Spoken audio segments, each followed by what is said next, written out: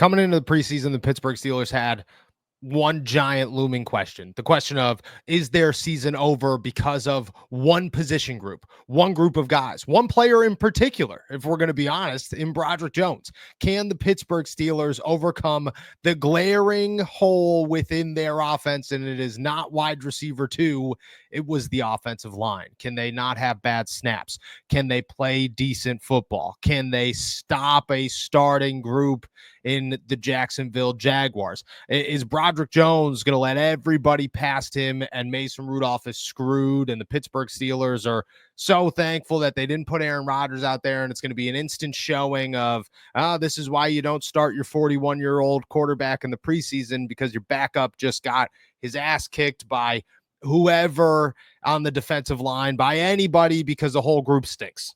That's what we were all worried about. That's what everybody was worried about coming into the preseason opener. Every single person. And, well, they answered. And they shut us all up.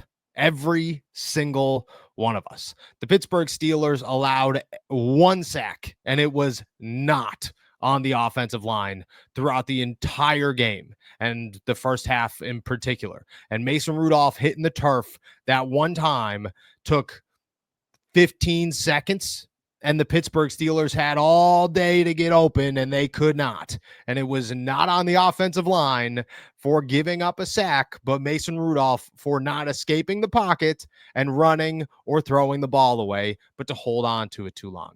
That was the issue. That was the only problem with the offensive line, because besides that, Broderick Jones looked great. Zach Frazier looked great. Mason McCormick looked great. Troy Fautanu, you didn't even realize he was out there. That's how good he looked. I saw a picture of him after the game. I went, holy crap. I forgot that Troy even played in this.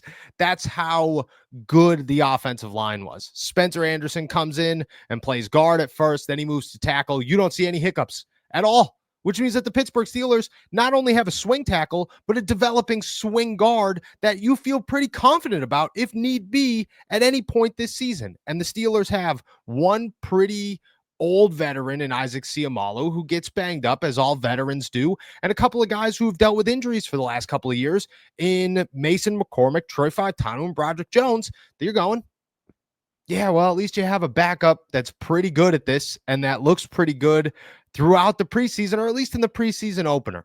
The Steelers' offensive line should have everybody excited, because, to be honest, it was the biggest worry coming in here. It was not wide receiver two. It was not, is Calvin Austin enough? It was not, is Aaron Rodgers good? It was not any of that. It was, if the offensive line is bad, how bad are the Pittsburgh Steelers? And the answer is the offensive line might not be too bad, and therefore the Pittsburgh Steelers might not be too bad. And that's a pretty good place to be. The Steelers needed this. They needed the wake-up call. They needed the assurance that Broderick Jones and company look fine. And there's a lot to build on this. You can't overreact to one game, but you can't go into game two with the same atmosphere, the same energy that you had going into game one. Nobody could sit here heading into Monday morning, the last 2 days of training camp, and say the Steelers' offensive line sucks. They're terrible. It's over. No, you have to go into it with a very, very open mind of Steelers' offensive line showed out and looked pretty good against the Jaguars. Can they look pretty good against the Tampa Bay Buccaneers? Can they look pretty good against the Carolina Panthers? Can they look pretty good against the New York Jets in week one? Is it going to continue? But right now, they are 1-0 in terms of winning the battle on the line of scrimmage, in the trenches. That's all you were looking for. You weren't looking for an 18-0 season from the offensive line. You were looking for a 1-0 start in the preseason, because everybody went into this thinking it was over and it was the other side and everything was going to be bad. The Steelers' backups look terrible. Let's be honest. I don't know who 71 is off the top of my head, but what I do know is that he got pushed so far into the backfield on one play that Calvin Johnson backed up 4 yards after bouncing off of him. That's how bad he looked. There is no depth to this line except for Spencer Anderson and Ryan McCollum and Dylan Cook, who didn't look bad either, but we didn't see much of Andrews Pete. We didn't see much of really anybody who we had our eyes on in that third unit. It was the second guys. It was the Spencer Anderson. It was the McCollum that got you excited to say this could continue, that the pieces are here. The first 8 are in place. That's all an offensive line needs is 8, and they've got them.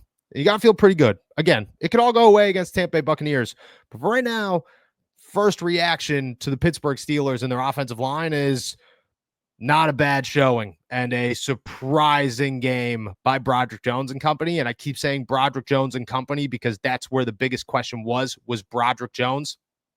I think they shut a lot of us up.